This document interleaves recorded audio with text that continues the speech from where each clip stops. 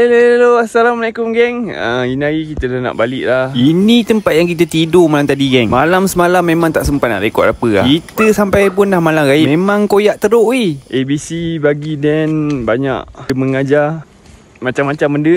Berkawan baru, suasana baru. Paling penting view dia memang padu.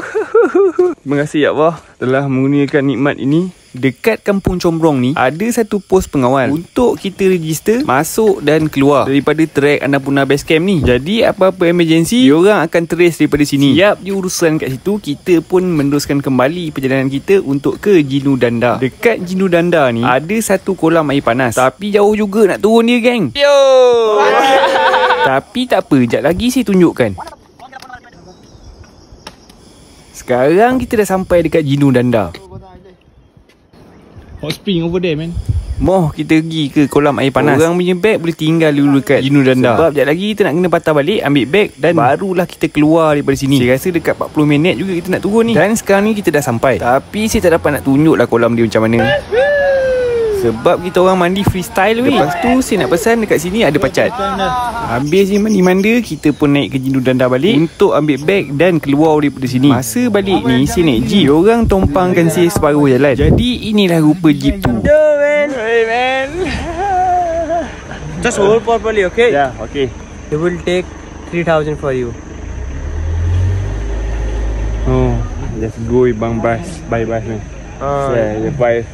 RM500 bersamaan dengan RM120. Duit tu ada, tapi disebabkan selepas daripada ni kita akan pergi ke tempat lain, jadi saya ambil keputusan untuk naik bas je. Baru RM500. Dah berapa banyak jimat tu. Tapi tindakan ni akan memberi kesan kepada masa. Sebab untuk dapatkan bas, kita perlu ke Pekan Naya Pool. Dan jeep yang kita tumpang ni akan turunkan kita dekat 10 km sebelum sampai Pekan Naya Pool. Jadi selebihnya kita kena menapak.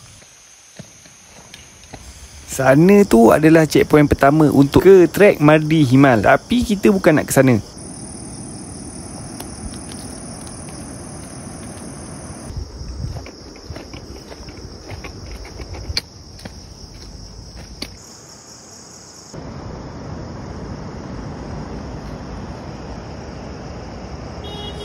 Sampai dekat satu tempat ni, kita ada jumpa satu kedai runcit. Lepas tu owner kedai dia boleh cakap Malaysia weh. Dan dengan bantuan dia, dia tanyakan jeep yang lalu lalang untuk tumpangkan saya ke Pekan Naya Pool. Alhamdulillah saya dipermudahkan segala urusan. Nasib baik ada satu jeep ni yang boleh tumpangkan saya untuk ke Pekan Naya Pool. Kalau tak, kita nak kena menapak 10 km geng.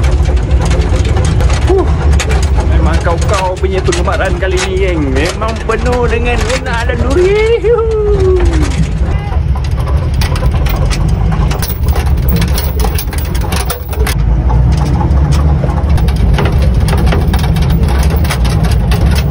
Sekarang ni kita dah sampai dekat tempat tunggu bas. Sebab tu saya kata nak jimat boleh, tapi kesan dia dekat masa.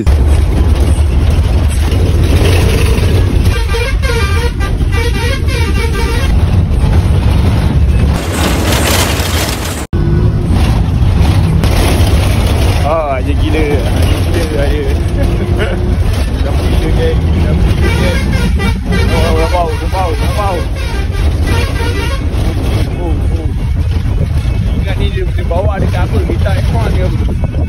Alhamdulillah Allah masih panjangkan umur kita. Dan sekarang ni kita dah sampai dekat terminal bas Pokhara. Lepas tu kita ambil teksi untuk ke pusat bandar. Turn left onto Pokhara Baglang Highway. Turn right onto Fewa Marga. Perkara pertama yang kita akan cari bila sampai sini adalah kedai makan geng. Siap je makan, kita terus balik ke bilik. Selepas 7 hari 6 hari 7 hari tak mandi dengan betul-betulnya, ini hari dapat mandi dengan betul-betulnya selesa ya Allah.